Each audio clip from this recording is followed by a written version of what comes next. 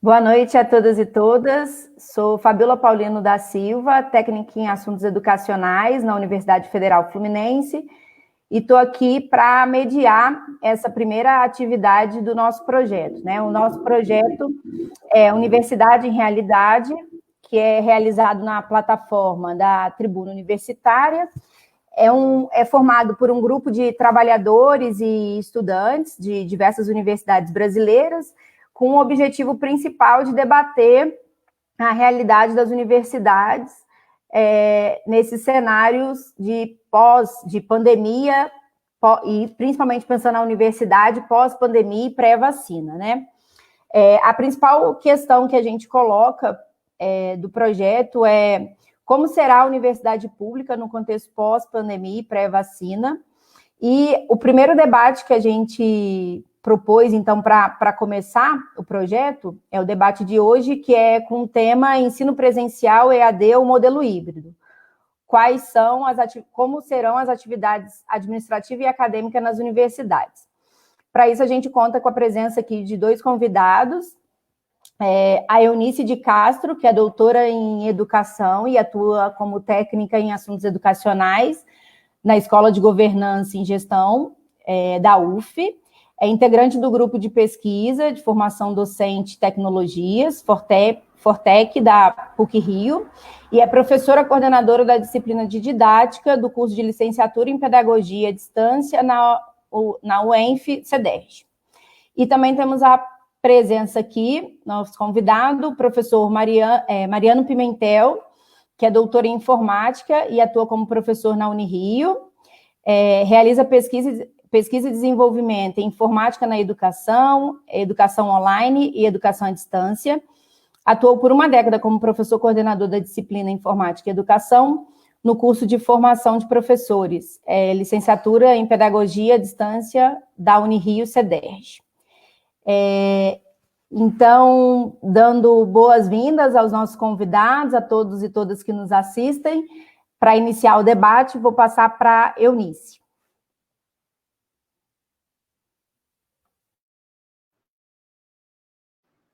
Olá, boa noite. Gostaria de começar agradecendo ao convite, dizer que é um prazer imenso estar aqui participando desse debate tão importante e urgente, e também por estar nesse bate-papo com o Mariano, né, já um parceiro nosso de alguns anos. Eu vou aqui compartilhar minha tela.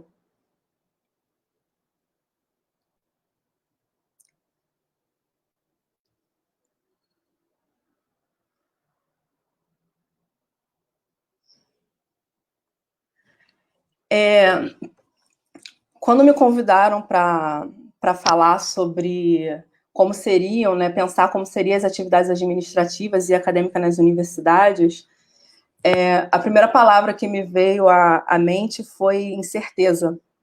Acho que, diante de tantas incertezas sociais, a educação também virou uma incerteza, né? Como continuar garantindo os processos educacionais diante desse cenário. E falar de incerteza me remeteu, né, a Edgar Morin, quando ele fala que, dentre os saberes necessários para a educação, para educar no futuro, ele diz que é preciso saber educar para enfrentar as incertezas. E é pensando no Edgar Morin que eu trouxe essa citação, que ele fala que a nova consciência começa a surgir. O homem, confrontado de todos os lados das incertezas, é levado em nova aventura. É preciso aprender a enfrentar a incerteza, já que vivemos em uma época de mudanças, em que os valores são ambivalentes, em que tudo é ligado. É por isso que a educação do futuro deve se voltar para as incertezas ligadas ao conhecimento. E é diante de tantas incertezas que, durante a epidemia, foi aparecendo algumas reportagens que me chamaram a atenção, né? Por exemplo, aqui, logo no início de abril, saiu uma reportagem da Unesco que dizia que, em pouco mais de 3 semanas, cerca de 1,5 bilhão de estudantes, em pelo menos 174 países, ficaram fora da escola em todo o mundo. E dentro do contexto brasileiro, a mesma reportagem diz que a enorme desigualdade de acesso a ferramentas de aprendizagem virtual que existe no Brasil, incluindo a infraestrutura e familiaridade dos professores com as ferramentas tecnológicas de aprendizagem à distância. De repente, a educação à distância ela foi vista como uma grande solução para se continuar educando. E virou a pauta, e cresceu muito essa discussão. Eu trouxe aqui essa reportagem que saiu no início de junho, dizendo que, por conta da pandemia do novo coronavírus, se acelerou a projeção do aumento do número de alunos no ensino superior. Então, o que estava previsto para 2023, de que o número de calouros em cursos superiores às distâncias iriam superar o presencial, a previsão foi para 2022. Ainda nesse contexto de muitas incertezas, eu trouxe aqui a atualização da portaria do MEC, que saiu ainda ontem, que diz que autoriza a substituição das disciplinas presenciais por atividades letivas que utilizem recursos educacionais digitais e tecnologias da informação e comunicação ou outros meios convencionais. E também diz que vai ser de responsabilidade das instituições a definição dos componentes curriculares e também a disponibilização de recursos aos alunos que permitam o acompanhamento das atividades letivas ofertadas. Me estranha muito, me assusta um pouco o uso dessa palavra, substituição das disciplinas, principalmente nos desdobramentos que isso pode ocorrer depois da pandemia, né? O que será que desdobramentos serão esses dessas substituições, e também por responsabilizar as instituições de ensino para garantir esse acesso aos alunos, principalmente considerando que nós temos um contexto brasileiro em que existe uma enorme desigualdade de acesso. Então, como que cada universidade, ou como que cada instituição de ensino superior vai garantir esse acesso dos alunos? E, por fim, eu trouxe também as orientações da UF. O que a UF pensou diante dessa orientação do MEC? Recentemente foi criado um grupo de trabalho. Essas orientações ainda não estão fechadas, né? Ainda está um período de discussão, mas entre as atividades acadêmicas emergenciais seriam contempladas as disciplinas optativas oferecidas a estudantes concluintes de curso de graduação, as disciplinas obrigatórias e também a oferta dos exames de proficiências oferecidas a estudantes. Todas essas incertezas me levaram a pensar que existe o ideal, existe o possível, e existem também as oportunidades que temos em discutir sobre a educação à distância na UF, em particular, mas também nas instituições de ensino superior. Por que eu falo isso? Não sei se pela primeira vez, mas eu acho que a educação à distância, os professores estão mais abertos a pensar a educação à distância. Eles estão preocupados em saber como que eles podem utilizar as tecnologias para se apropriar das tecnologias para dar continuidade às suas práticas acadêmicas. Então, nós vimos que esse contexto nos traz uma oportunidade de pensar que tipo de cultura de educação à distância nós queremos formar, ou nós queremos criar nas instituições. É uma cultura educacional, ou é uma cultura de educação à distância que não precisa ser pautada na transmissão do conhecimento, ela não precisa ser uma transposição didática do ensino presencial, ela não precisa ser apenas um repositório de material didático, ela não precisa ser autoinstrucional, não precisa ter uma tutoria somente para dúvidas pontuais, ela não pode ser vista apenas como uma ação emergencial, e sim, ela precisa ser vista como práticas institucionalizadas. Ela não precisa ser uma aprendizagem solitária, nem uma educação precarizada, nem massificada. E também a educação à distância, ela não pode ser vista como suporte ou apoio do presencial. Então, nesse momento em que todos estamos abertos para construir, para discutir sobre educação à distância, para procurar entender como é que nós podemos utilizar as tecnologias, também eu vejo como uma oportunidade de se pensar uma educação que seja diferente, que seja um rompimento dessa educação tradicional que nós temos visto, principalmente no mercado, nas instituições, né, particulares, de uma educação à distância massificada. E aí eu trago para a gente pensar junto, né, principalmente depois no debate, que modelo, que entendimento ou que cultura de educação à distância que nós podemos formar a partir desse interesse que é coletivo. Porque todo mundo está interessado em propor modelos educacionais ou propostas educacionais que sejam melhores, né?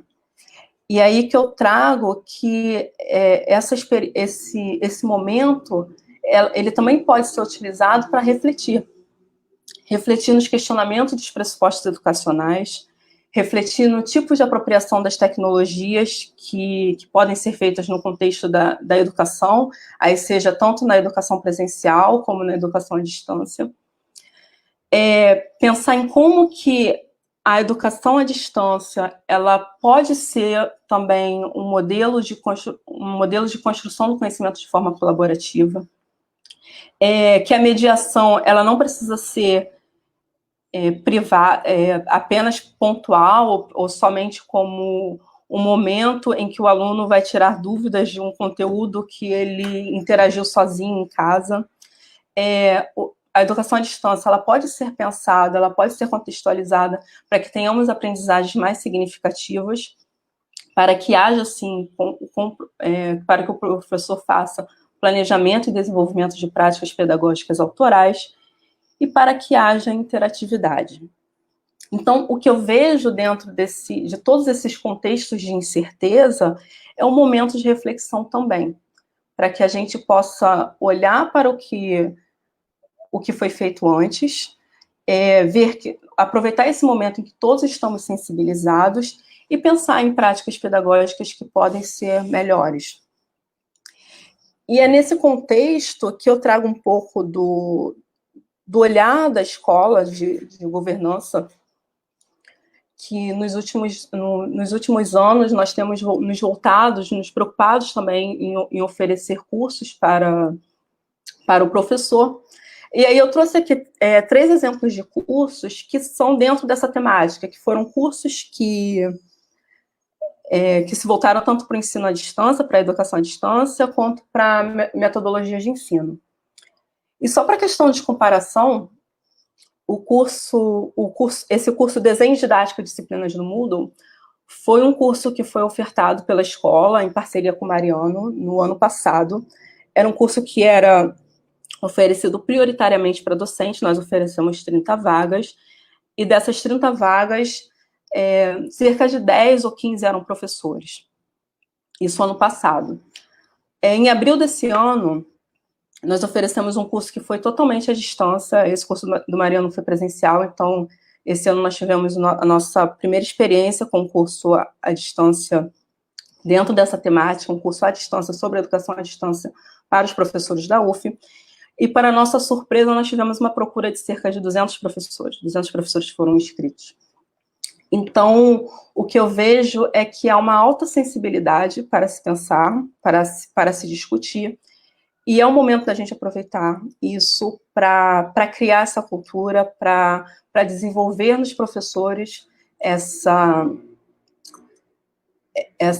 necessidade de ver a educação à distância como uma prática diferenciada da educação à distância que é mais conhecida até então. E para ilustrar isso que eu estou falando, eu trouxe aqui algumas falas de 3 professores que fizeram um desses cursos conosco, né? E o primeiro, ele diz assim: particularmente, eu tinha um certo preconceito em relação ao EAD, pois creio que minha visão sobre o assunto era limitada. Estudei no modelo clássico, acreditando que o conhecimento provinha exclusivamente pelos professores e pelos livros. Bom, uma coisa tenho certeza. É uma vivência de aprendizagem que está provocando um processo crítico, reflexivo, potente. Entendo sim que pode ser considerado um processo de educação online. Eu sinto que preciso dialogar mais com os colegas para aproveitar toda a possibilidade de interação e construção coletiva. Por fim, o último professor diz o seguinte: sair da zona de conforto e entender que há outras formas de aprendizagem é um caminho a percorrer. Há necessidade de um processo educativo e de um tempo para mudar a forma de participar como condutor de sua aprendizagem, a sua autonomia. Coloco isso por entender que na educação à distância é o mesmo processo. Então, para finalizar um pouco a minha fala, dessa oportunidade que nós temos de criar uma educação à distância que seja diferente, eu trago que a pandemia, ela colocou, sim, na pauta de planejamento dos professores a possibilidade de apropriação das tecnologias da informação e comunicação. Não é que não houvesse antes, mas eu vejo os professores estão muito mais sensíveis a essa temática agora. E é muito importante que nesse momento de criação de práticas ou de protocolos ou de modelos de uma educação, ou que seja remota, que seja presencial, ou que seja à distância, eu acho que é muito importante que a universidade se comprometa a não oferecer uma educação à distância que seja esvaziada. É preciso aproveitar esse momento de sensibilização coletiva para construir uma educação à distância que seja significativa. Então, é uma grande oportunidade para que as instituições ofereçam aos docentes esse espaço para o debate, como está sendo promovido pelo GT, esse espaço para o debate, como está sendo promovido aqui, como é promovido durante esses cursos de formação também, para que tenha essa reflexão sobre os pressupostos educacionais que vai pautar a educação na modalidade presencial, na modalidade à distância. Eu acho que esse é um momento muito rico para a gente, comparando com toda essa nossas discussões, nossas lutas para se pensar a educação à distância. E eu termino com essa citação no Morin, que eu acho que para enfrentar as incertezas, a gente tem que nos agarrar também às certezas que temos.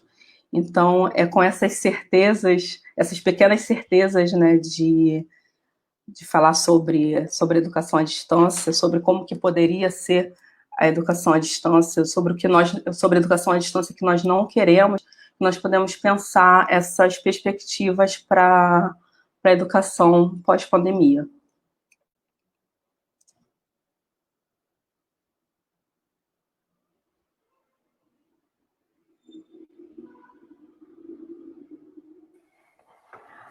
Obrigada, Eunice, pela sua contribuição. Passar agora para o professor Mariano Pimentel. Obrigado, Fabíola, pelo convite, Rafael, pelo convite, Eunice, pela parceria. Muito obrigado, Eunice. Estou muito, muito alinhado com tudo que você falou. Eu acho que eu vou, talvez, colocar um pouco mais de cores nessas suas falas, mas de modo algum nós estamos desalinhados. Nós estamos de acordo com absolutamente tudo que você falou. Eu quero agradecer a Escola de Governança da UF, que foi por onde eu comecei essa parceria, como a Eunice falou. E eu, naquela época, Eunice, eu já falei que eu tinha inveja da UF, porque estava conseguindo reunir aqueles professores naquele curso de formação de professores para uma educação online. Porque já era, aos meus olhos, uma coisa inusitada. É muito difícil, é muito incomum os professores do ensino superior discutir as próprias práticas. Eu, por exemplo, que sou da computação, eu não tive nenhuma formação didática, nenhum conhecimento sobre currículo, sobre história da educação, sobre os pensadores, sobre a filosofia. Então, assim, há um despreparo muito grande, nós, do ensino superior, para a docência. Nós não temos o saber nosso, esse saber pedagógico, esse saber docente, nós não temos, nós não fomos formados para isso. Eu sei computação, mas eu não sei dar aula. Então, nós temos um problema grave no ensino superior, ao meu ver, claro, da ausência desse saber pedagógico, didático-pedagógico. Com isso, eu quero dizer que a escola de governança da UF está de parabéns e explicar que, como a Eunice falou, que esse momento é um momento muito especial, tanto que eles tiveram 200 inscritos nessa modalidade para discutir essas questões, porque está todo mundo deslocado, todo mundo teve que sair da sala de aula presencial que estava acostumado e, de repente, se viu na possibilidade de fazer uma educação online, do qual nem é uma educação à distância. É uma outra coisa, porque, por exemplo, esse encontro de live não é uma prática de EAD. E eu, pelo menos, por 10 anos que atuei na educação à distância, nunca fiz lives, nunca fiz encontros síncronos, porque os alunos não têm um horário definido para participar. Então, não consigo reunir todo mundo e fazer uma conversa como hoje se tornou possível, porque os alunos têm um horário fixo, pré-agendado, que é típico do ensino presencial, e quando foram suspensas aulas presenciais, esse horário já estava agendado nas nossas vidas como professores e na vida dos alunos. Então, um dos fenômenos novos que emergiu foi o uso da videoconferência como essa que nós estamos fazendo. Então, mesmo quem tinha experiência em educação à distância, está vivendo hoje um momento absolutamente novo. Eu vou compartilhar aqui a minha tela, para a gente poder, porque eu preciso de algumas imagens, mostrar algumas imagens para poder dar ênfase no que eu estou querendo falar.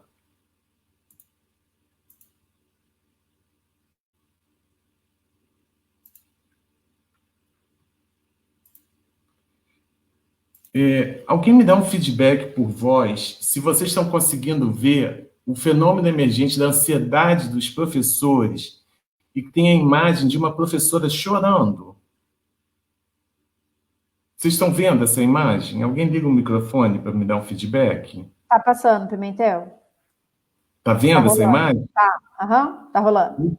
Então, a ausência desses saberes pedagógicos específicos para a docência online resultou nisso. Essa professora, no seu desespero, afirma: eu não sou youtuber, eu não sou blogueirinha, eu não ganho minha renda fazendo entretenimento virtual para outras pessoas, eu sou professora.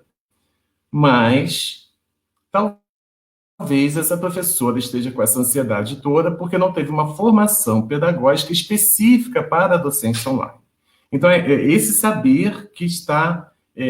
a ausência desse saber que eu acho que está mobilizando esses 200 professores da UF irem procurar o curso da governança, da Escola de Governança. Isso está acontecendo não só com a UF, mas com várias instituições. Eu estou fazendo muitas lives, fazendo cursos de formação, estou escrevendo muito sobre esse período novo, desses novos fenômenos que estão emergindo, porque está em disputa o que vai ser o nosso novo normal. Por exemplo, as universidades públicas, a minha, pelo menos, suspendeu o calendário acadêmico.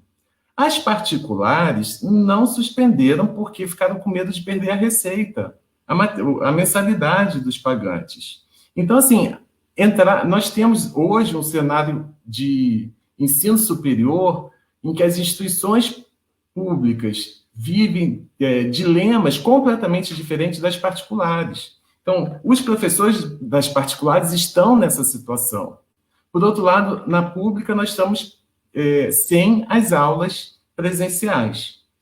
Eu estou fazendo as minhas atividades acadêmicas, mas eu não estou podendo dar aula porque o meu calendário, pelo menos, está suspenso.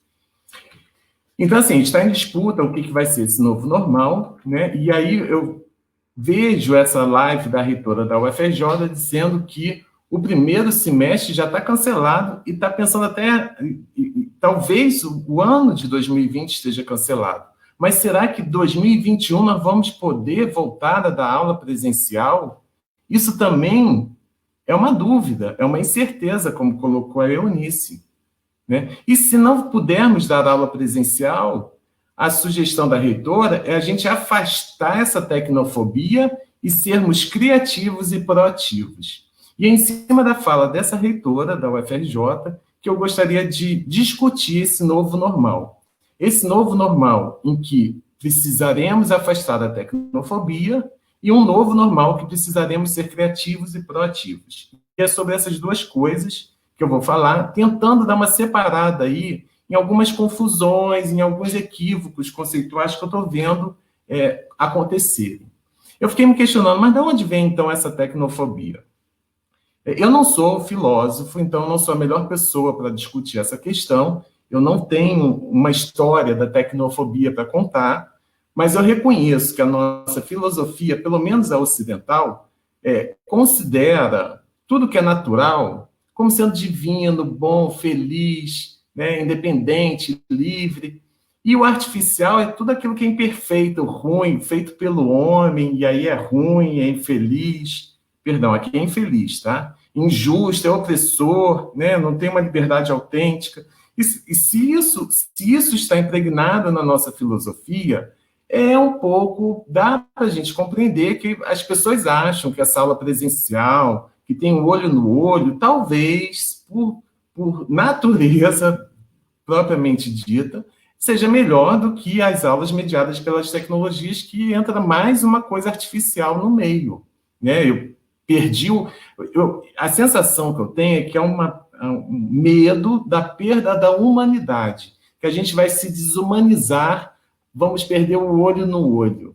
Repara que talvez o olho no olho a gente perca, mas o encontro é possível, é o que a gente está fazendo aqui hoje. Os afetos é possível, adorei reencontrar a Eunice aqui. Então, a gente não precisa perder a nossa humanidade nessa história. Mas a tecnofobia, esse medo de perder a humanidade, pelo menos é retratada em filmes e na nossa literatura, no filme desde o ano de 1920, ou seja, há 100 anos, esse filme apresentava os operários sendo substituídos e exterminados por máquinas humanoides. Né? Então, já era muito conflituosa essa relação homem-máquina, especialmente eles se questionavam se as máquinas iriam se tornar servos e nós escravos. Então, isso é retratado lá, o robô, como sendo um sujeito extremamente perverso, destruindo aqui um trem, né? E frequentemente era esse questionamento, até que ponto a gente vai se tornar escravo das máquinas. E se a gente for olhar os filmes que surgiram de ficção científica mais recentes, eles continuam, muitos, colocando esses medos relacionados à tecnologia e à computação em particular, mas também os desejos de mundos possíveis que vão sendo construídos a partir dessas possibilidades que a tecnologia digitais em redes tem nos possibilitado. Então, você vê assim, não só nos filmes, mas em toda a cultura nossa, você vê essa música do Gilberto Gil, diz que o cérebro eletrônico manda, desmanda, ele pode tudo, ele comanda, mas só eu, humano, posso pensar se Deus existe. Só eu, humano, posso chorar quando estou triste. Só eu, com meus botões de carne e osso. Repara como há esse medo de perder a humanidade para as máquinas, ou entendendo as máquinas como sendo algo desumano. Então, talvez a tecnofobia possa ser explicada, pelo menos precisamos reconhecer que ela está presente, olha, há muitos anos na nossa sociedade, na nossa cultura, retratada em filmes, em música, e na educação ela também se faz presente. Também com fundamentos. Se você pegar esse vídeo aqui do professor Skinner, lá da década de 60, ele estava fazendo uma experiência, né, uma experimentação de colocar as crianças para aprenderem com máquinas que naquela época nem eram computadores, eram máquinas mecânicas. Você rodava lá uma manivela, Você colocava lá no furinho qual era a sua resposta e a máquina dizia se você estava certo ou errado. E aí, gente, você olha, e eu, como professor, olho para esse cenário e não vejo o professor aqui dentro. E aí, é claro, eu vou ficar com medo de perder meu emprego, como os funcionários lá da linha de montagem tinham medo de perder o emprego sendo substituído por máquinas. Então, assim, eu não sei precisar se essa minha história que eu estou contando aqui de tecnofobia, se é a melhor maneira de contar essa história, mas há esse medo dos professores serem substituídos por educação à distância, da qual as máquinas de ensinar, as máquinas se tornariam os professores. E essa perspectiva a gente não pode ignorar, ela é real. Você vê muitos cursos de educação à distância em que praticamente não há mediação docente. Eles nem chamam de professor, eles chamam de tutor. No Rio de Janeiro tiveram que entrar com processo para que reconhecessem os tutores como professores.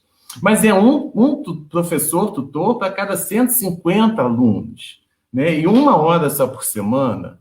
Então, assim, não há um medo infundado. Não estou dizendo que o medo à tecnofobia é infundada.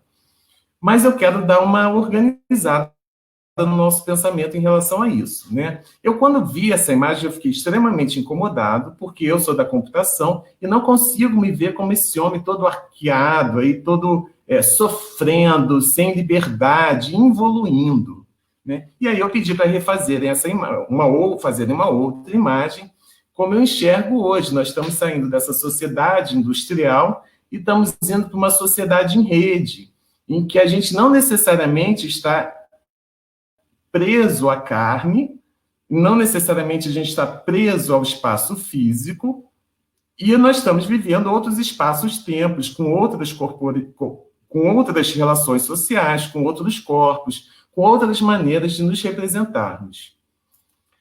Então, na educação, a gente está vendo um fenômeno que não é de hoje, tá? Mas é porque, claro, que a pandemia precipitou a situação ao extremo, mas a gente está vendo uma mudança no sistema educacional, saindo deste modelo de sala de aula e indo para alguma outra coisa que a gente não sabe muito bem o que é, e que estamos em disputa sobre qual vai ser esse novo normal. Vai ser educação à distância? Vai ser educação online? Vai ser ensino híbrido? A gente não tem muita certeza. Eu falo em revolução, mas será que eu estou sendo poliana? Será que eu estou sendo inocente?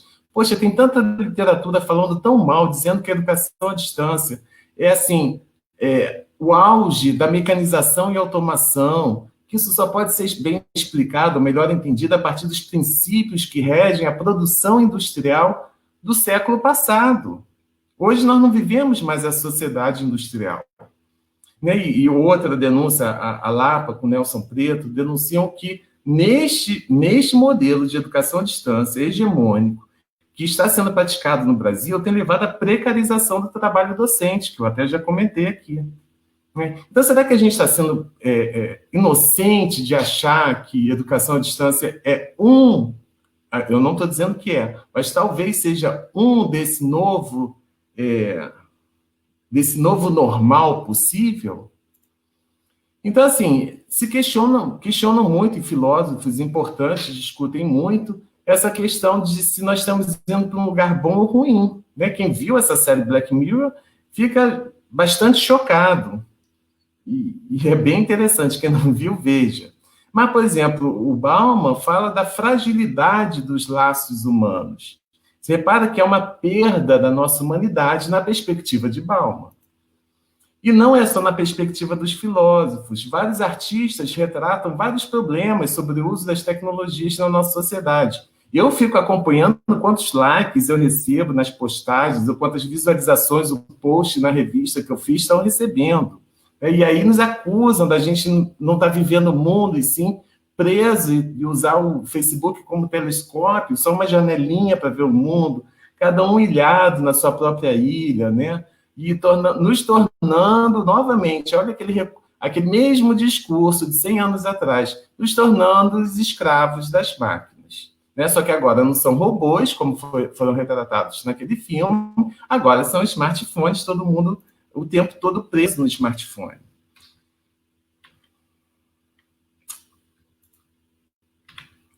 Então, nós estaríamos virando zumbis, dependentes dessa máquina. E tem uma série de artistas que fazem esse tipo de denúncia. Esse artista eu gosto muito. Quem puder ver, veja esse filme. O artista, ele se chama... Cadê o nome dele aqui? Steven Kurtz. É maravilhoso esse filme, vale muito a pena. É muito... me desconcertou muito. E aí, essa figura, eu gosto dessa figura, não fui eu que produzi essa figura, que ela nos mostra essas duas perspectivas, uma perspectiva apocalíptica, achando que está todo mundo na sua bolha, ninguém conversa com ninguém, está todo mundo isolado. Por exemplo, no metrô a gente costuma ver isso. Mas se a gente mudar a perspectiva, a gente se lembra que é graças às tecnologias que eu consigo falar com meus pais, porque eles são do grupo de risco, eu não posso ir lá visitá-los. Então, com a pandemia, eu também vejo na mídia, o discurso mudou completamente, né? Porque antes a tecnologia era aquela coisa que desumanizava, é o vício, é a dependência, precisamos mais o olho no olho. E hoje, depois da pós-pandemia, o discurso na mídia mudou. E o que eu estou torcendo é para que esse discurso também mude com alguns professores. Por exemplo, essa questão de isolamento social, talvez a gente... É uma maneira de ver como sendo um problema, mas a gente também pode ver como sendo uma nova sociabilidade que tá sendo estabelecida na nossa sociedade. Então, assim, eles têm alguns problemas e algumas alternativas de ver isso, mas não vou entrar nesse detalhe. O que eu estou querendo aqui é separar um pouco esse joio do trigo. O que algumas pessoas chamam de, por exemplo, isolamento social, eu já falei, mas vício da internet, uma pesquisadora vai chamar de que essa palavra vício não é o vício da psicologia que a gente está acostumado. O pessoal até fala, mas no sentido de gostar muito daquilo, mas não de ser realmente um vício. Então, há uma certa confusão no discurso, nos conceitos e até nos preconceitos que estão rolando por aí, e é nesse aspecto que eu queria fazer essa diferenciação conceitual sobre educação à distância e educação online. Então, vou pedir para ter mais paciência para mais 5 minutos, lembrando que a portaria do MEC foi muito esperta e não falou que a gente tem que fazer EAD. Não falou nada. Na verdade, só falou que tinha que utilizar meios e tecnologias de informação e comunicação. E, ao usar esses meios, a gente pode usar em qualquer modalidade, seja a educação à distância, seja o ensino híbrido, que a gente está questionando aqui, mas tem outras modalidades também. Como os professores não tiveram tempo para se preparar e até mesmo para respeitar essa modalidade que a gente chama de educação à distância, porque ela tem sua história, ela tem a sua legitimidade, a gente até vem dizendo que o que a gente pratica é uma atividade educacional remota, que não é educação à distância, né? Também não é ensino híbrido, também não é curso massivo, enfim, é uma outra coisa que apareceu nesse período de pandemia. Ao mesmo tempo, quando a gente fala que vai usar as TICs, a gente não está dizendo que metodologia está usando. Esse que é o ponto. As pessoas ficam com muito medo de, na educação à distância, quando eu for dar aula no online, eu vou ter uma educação horrível, de baixa qualidade, que não tem mediação docente. Não é isso. A metodologia, a abordagem didático-pedagógica que você pode adotar não tem necessariamente a ver com a modalidade à distância. Então, é esta diferença, essa separação do joio e do trigo que eu queria fazer. Sendo que eu reconheço que na educação à distância é muitas vezes usada a abordagem massiva instrucionista. Claro que a educação à distância, eu falei lá da sua legitimidade, né? Você vê que hoje em dia no Brasil, em 2018, 1 a cada 4 estudantes universitários estavam matriculados e cursando a modalidade à distância. Então, não é um fenômeno novo. O que é novo é que agora 100% dos alunos estão estudando nessa modalidade ou não estão estudando, né? E será que esse novo normal, quando vai ser estabelecido. Nós precisamos construir esse novo normal, pelo menos para as universidades públicas. Então, assim, a educação massiva, ela gera problemas, né? Eu não vou entrar na questão da discussão da educação à distância, e eu vou apresentar, ou pelo menos eu vou dizer que eu pratico, na modalidade à distância, eu não pratico a educação massiva, eu pratico uma educação que a gente vai chamar de educação online, que emerge como um fenômeno da cibercultura. E aí essas são algumas das minhas inspirações. A Edmeia, que também foi orientadora da Eunice, ela que me explicou essa diferença entre modalidade e a abordagem didático-pedagógica, enfatizando que a educação à distância vem sendo praticada de forma massiva, mas que a gente tem uma alternativa, ou várias alternativas, dentre elas a educação online. E é claro que são outros filósofos também que nos ajudam a entender esse fenômeno contemporâneo. Então, já falei que nós estamos vivendo essa sociedade em rede, parece haver um desencontro entre o ambiente de sala de aula, que hoje em dia ainda está baseado nesse modelo de fábrica, né? E que hoje o modelo de trabalho, essa prática de trabalho mudou, mas a escola ainda não mudou.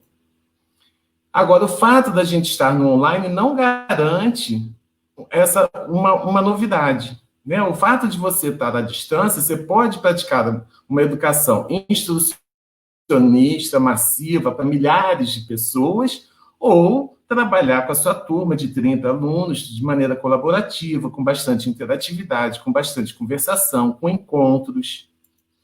Então, é essa diferença que eu venho insistindo, para que os professores tentar quebrar um pouco essa tecnofobia, esse medo da educação à distância que vem crescendo nos professores, porque eles acham que precisam promover uma educação massiva. Eu não me reconheço assim, eu não quero praticar isso.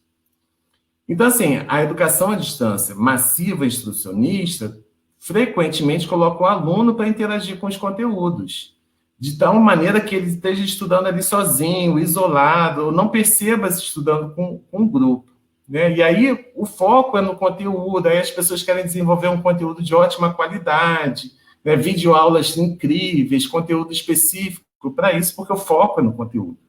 E aí a interação do aluno é dar um estudo dirigido para que ele possa aprender e praticar mais esse conteúdo. O que a gente vem propondo não é isso que eu mostrei, não é essa educação à distância massiva, institucionista, que é hegemônica no nosso país, né? Pelo menos nas instituições, nas públicas, o CEDERJ, o AB, vem priorizando essa abordagem. E o que eu venho mostrando e defendendo é que a gente pode praticar uma outra educação, que a Eunice já pontuou, né? Em vez de estar focado no conteúdo, é claro que eu preciso de conteúdo, mas eu posso pegar os conteúdos que estão na rede já, tem muita coisa boa. O que importa não é o conteúdo, mas a interatividade, a colaboração, a conversação, o olho no olho, mesmo mediado pelas tecnologias digitais em rede, né? Atividades autorais, em vez de atividades para ficar memorizando o conteúdo, uma mediação docente ativa, não é ficar ali disponível para tirar dúvida dos alunos quando eles procurarem, se procurarem, não, é dinamizar a turma, é promover debates, é colocar, para que eles apresentem os trabalhos feitos, toda uma outra abordagem, que inclusive muda a sua maneira de pensar a avaliação. Então, eu venho escrevendo sobre isso, e aí eu deixo o link ali na revista da SBC Horizontes, que são os princípios da educação online. Eu não vou apresentar eles aqui com calma, mas tem esse texto, quem quiser procurar princípios da educação online, esse texto bombou, ficou bastante famoso. E é isso. E aí eu acho que a gente pode agora partir para conversar, para o debate. Show. Obrigada, Pimentel, pela contribuição inicial. Por enquanto, nós temos aqui 3 perguntas e um comentário, tá? Que eu vou ler para vocês responderem, enfim, comentarem. A primeira pergunta é da Rebeca Brandão. Ela coloca: gostaria que comentassem sobre as modalidades de ensino EAD e remota, pois a educação básica está enfrentando esse desafio, tanto alunos como os professores. A relação afetiva é possível? Poderiam comentar alguma experiência nesse sentido? A segunda pergunta é do Rafael Chagas. Como podemos pensar o ensino presencial pós-pandemia nas universidades com as tecnologias e as concepções desenvolvidas pela educação à distância? Aí a terceira pergunta é do André Kolbe. A EAD e, no momento, o ensino remoto tem sua importância na educação. É importante também que, mesmo nesse tempo de distanciamento, que as universidades continuem formando os profissionais, os quais poderão ajudar suas famílias financeiramente. E a pergunta agora. Mas como garantir a inclusão sociodigital dos estudantes vulneráveis para que não fiquem para trás? E tem um comentário aqui, que é da Ana Maria. Não se pode comparar o uso de TICs de manifestações individuais nas redes sociais com o uso de produção de conhecimento institucional e público, usando plataformas abrigadas em data centers nos Estados Unidos, que hoje são de propriedade das empresas mais valiosas do mundo. Informação hoje tem valor, é como petróleo e ouro. A discussão não é meramente técnica, é econômica e política. Então, passar para vocês comentarem.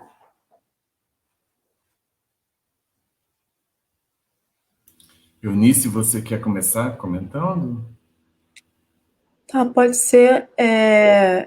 Eu gostaria de comentar a pergunta da Rebeca, né? Que ela fala sobre as experiências, né, do ensino remoto na educação básica. Bem, eu não tenho uma experiência em si do ensino remoto na educação básica, mas eu vejo que é possível, sim, a relação afetiva no ensino remoto, porque são todas as...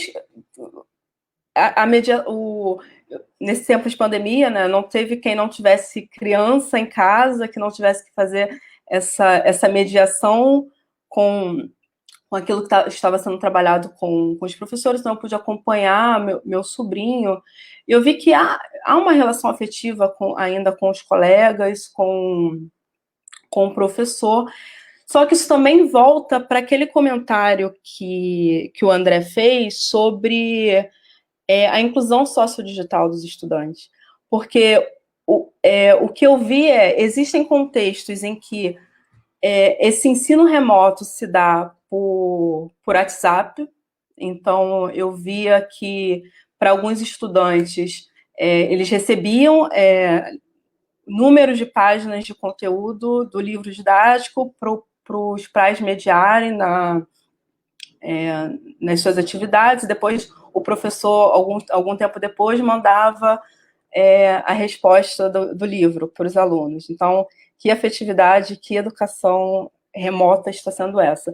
E vi outras experiências de que professores utilizavam o Zoom, e juntamente com a mediação dos pais, eu acho que isso é muito importante, não tem como deixar crianças em frente ao computador e esperar que sozinhas elas vão construir esse conhecimento. Acho que o papel dos pais ou dos pais, ou de quem está acompanhando essa criança presencialmente, também faz muita diferença.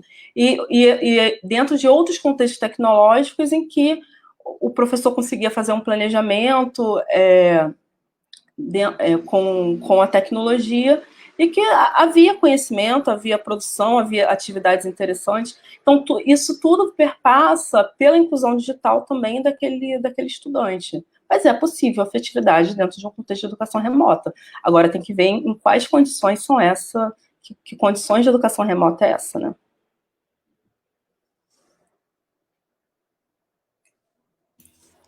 Eu posso comentar agora, junto com a Eunice? Sim. Então, Sim, pode. Concordando com a Eunice, Rebeca, eu acho que a sua fala, a sua preocupação, será que é possível a relação afetiva? É exatamente esse o discurso que eu vim colocando. As pessoas têm medo de perder a humanidade, porque estão sendo mediadas pelas tecnologias. Eu estou aqui conversando com você. Pena que eu não estou... Essa tecnologia não está me possibilitando ver você. Mas, por exemplo, eu uso salas de videoconferência que eu vejo os meus alunos, os professores que eu estou em formação no coletivo, numa reunião de colegiado, por exemplo. Então, eu consigo ver, eu consigo rir, eu consigo dar tchauzinho, né? Então, tem toda uma relação de afetividade que não interfere. Eu diria o contrário, pensa nas experiências que você está tendo de contato nesse período de pandemia, que só está sendo possível graças às tecnologias digitais em rede. Eu estou aqui na Espanha, meus pais estão no Brasil. Eu só estou conseguindo me relacionar com eles e matar a saudade e dizer que eu amo eles por causa das tecnologias digitais em rede. Então, assim, esse meu discurso é para tentar desmistificar um pouco essa perda da humanidade que dá um certo medo, uma certa aflição, mas que, no fundo, eu acho um pouco infundado. Eu acho que precisamos viver essas experiências da docência online para a gente perceber como são potentes as relações de afeto, mesmo quando estamos mediados pela tecnologia digitais em rede. O afeto se expressa pelas mensagens, pela fala, a gente conversa, né? Não apenas pelo toque. O toque, é claro, que você fazer um carinho também é uma relação de afeto, também é um afeto que você vai manifestar, mas não é a única forma de manifestar. Então, seguindo para a pergunta do André, da questão de como garantir a inclusão sociodigital nos estudantes vulneráveis para que eles não fiquem para trás. Ô, André, então, políticas públicas, né? Nós já temos a nossa lei, Marco Civil da Internet, que garante que a internet é um direito de todos. Isso em 2014. Mas na pandemia, a gente descobriu que isso não está garantido para todos. E aí, como é que a gente faz uma educação se as pessoas não têm computador, não têm acesso à internet? Como é que a gente faz uma educação online? Complicado, você tem razão, é uma situação, é um dos grandes dilemas, é um dos grandes problemas que a gente precisa enfrentar, e eu não sei se vai ser só para este momento, eu não sei por quanto tempo a gente vai viver nesse período sem vacina, nesse período de pandemia e de pós, né? E aí as pessoas precisam continuar se formando, concordo com o seu ponto de vista, e a gente precisa cobrar que as políticas públicas, que a lei que já existe, que ela se faça cumprir, né? O Rafael pergunta como podemos ensinar presencial, como podemos pensar no ensino presencial pós-pandemia.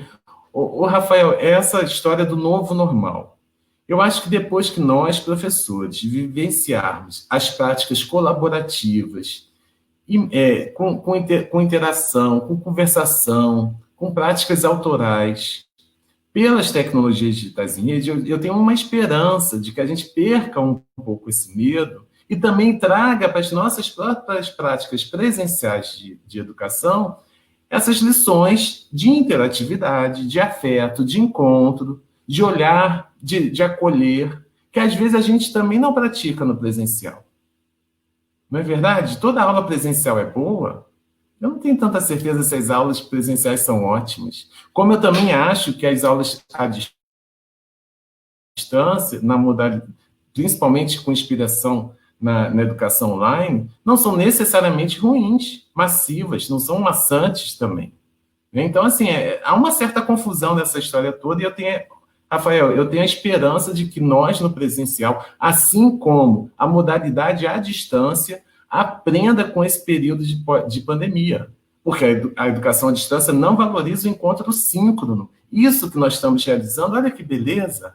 A gente precisa aprender a se apropriar dessas coisas nas práticas de educação à distância e a conversação também nas nossas práticas presenciais.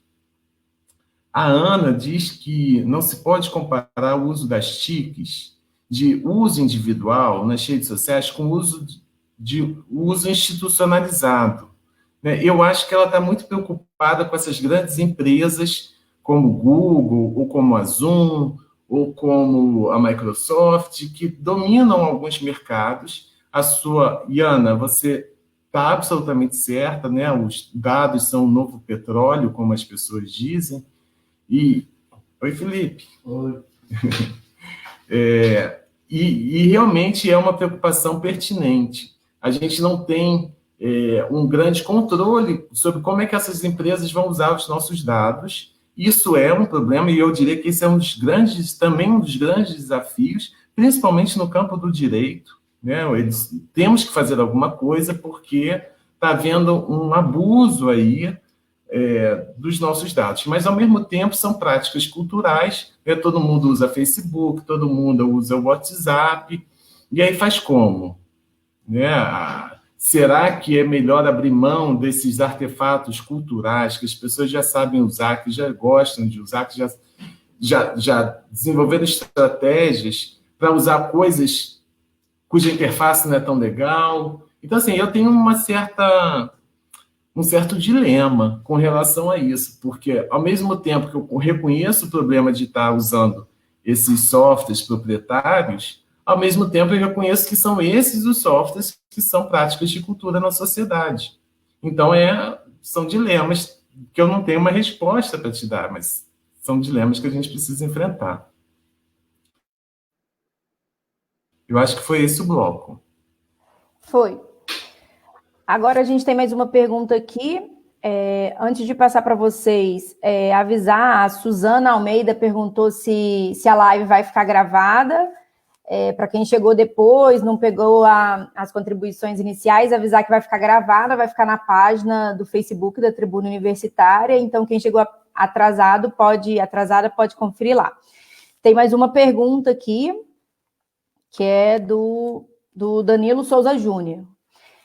O que percebo com o paradigma da transmissão é muito forte. Mesmo online, o professor pode fazer um discurso de transmissão? O que acha disso? Realmente é muito forte, porque a educação ela é pautada nesse paradigma desde sempre, né? Então, a gente está falando, de 500 anos de processos educativos que são pautados nesse paradigma de transmissão, como o professor como fonte do conhecimento, como fonte do saber, como fonte daquilo que é importante. Então, é muito difícil a gente esperar que vai quebrar esse paradigma durante o período de pandemia ou durante o ano de 2020 ou durante 5 anos. É todo um processo. É claro que nem sempre dava para você mudar tudo de uma vez. Eu vejo que é muito importante, mesmo que tenhamos práticas mais transmissivas durante uma disciplina, ou que o professor já esteja acostumado, mas eu vejo que ter essa preocupação de ir inserindo, nem que seja repensar essa forma de educar aos poucos. Eu acho que a tendência é que a gente consiga mudar essa forma de educar, principalmente nos cursos de licenciatura. Eu vejo que, se você, enquanto licenciando, já tem um professor que propõe essa prática diferente, acho que as chances de você, também, enquanto professor na educação básica, propor uma forma diferente na educação vai ser bem maior, né? Deixa eu também complementar a fala da Eunice, super concordando, Eunice, que nós temos uma cultura disciplinar, né? As disciplinas se chamam assim, não é à toa. E disciplinar no sentido de mandar calar a boca, o aluno não pode conversar com quem está do lado porque atrapalha a exposição, o ditar do mestre. Né? E numa organização extremamente hierárquica e rígida. É claro que nem toda sala de aula é assim, nem todo professor é hierárquico dessa maneira, impõe essa maneira de se relacionar com os alunos e a relação que ele quer que os alunos tenham entre os alunos e com o próprio conhecimento. Claro que eu estou falando de uma maneira muito geral, né, sem querer dizer que todo mundo é assim, mas, hegemonicamente, a gente ainda reconhece que isso predomina. Então, essa discussão que o Danilo nos provoca tem muito a ver com aquele slide que eu mostrei, que há uma certa dissintonia hoje da escola com a forma de praticar os trabalhos na nossa cultura, aliás, da nossa cultura como um todo. A nossa cultura está diminuindo a hierarquia. O trabalho fabril ainda existe, mas não é a coisa mais característica do nosso século. Nosso século é um trabalho intelectual que não é mecânico, que não exige esses corpos dóceis presos dentro de carteiras, que não existe obedecer a um chefe. Não é que não existe, mas essas relações estão mudando. Então, assim, como a cultura está mudando, eu tenho uma certa esperança de que as práticas educativas também comecem a se alinhar com essa cultura, porque vai ficar cada vez mais insuportável ter um professor-chefe, em vez de um professor coordenador. Vai ficar cada vez mais insustentável manter o silêncio numa sala se todo mundo pratica a conversação, o comentário, o curtir, o compartilhar nas suas práticas de vida. Então, assim, eu tenho uma esperança de que a cultura contemporânea vai reconfigurar as nossas práticas na educação. Mas, concordando com a Eunice, isso não vai acontecer na pandemia. Talvez na pandemia seja um disparador potente para essas transformações. Mas nós temos aí uma educação que precisa realmente ser repensada, tanto no presencial quanto no online.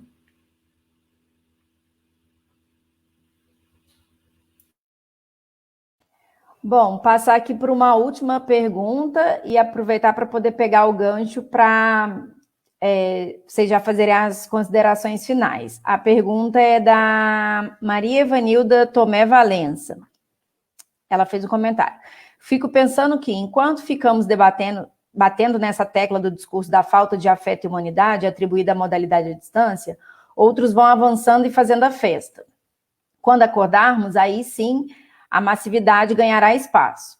A pergunta: será que não é melhor pegar o touro pelo chifre e mostrar a ele qual é o seu lugar?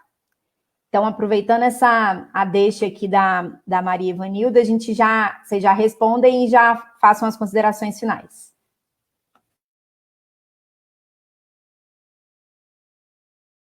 Quer que eu comece, Eunice, ou você começa? Não, pode começar.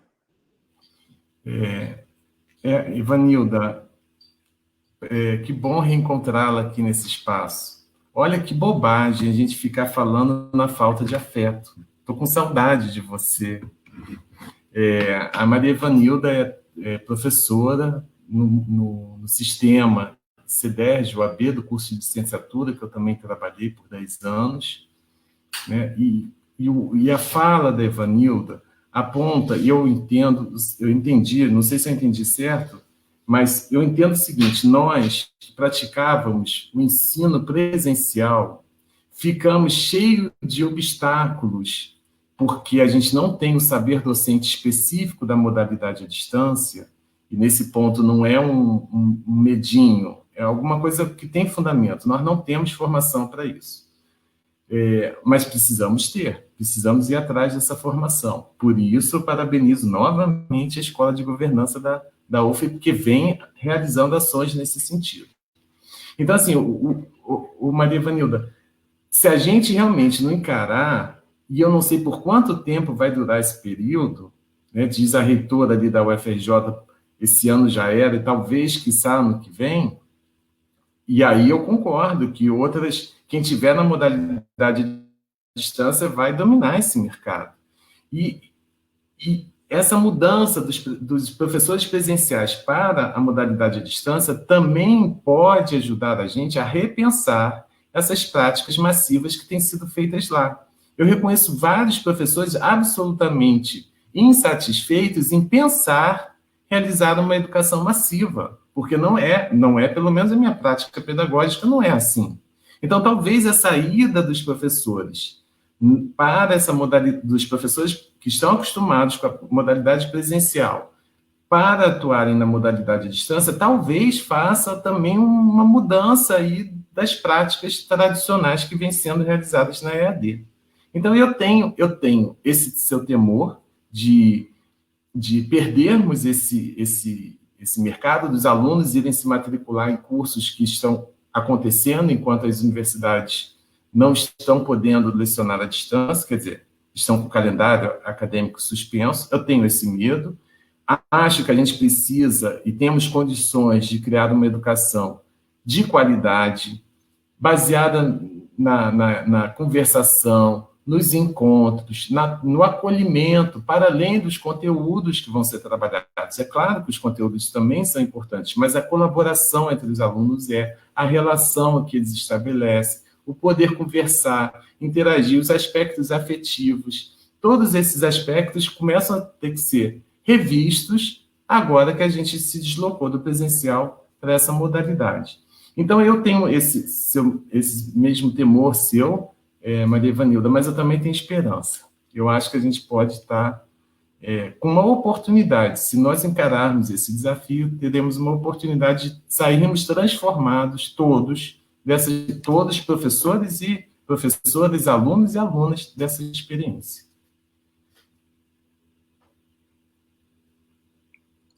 Só para complementar a fala do Mariano, eu vejo que não dá para a gente competir, achar que estamos numa competição, né, de que vamos perder os alunos para o ensino, a educação à distância do mercado, né, porque o que eu vejo é que cada vez mais políticas públicas estão indo também nessa direção da educação massiva.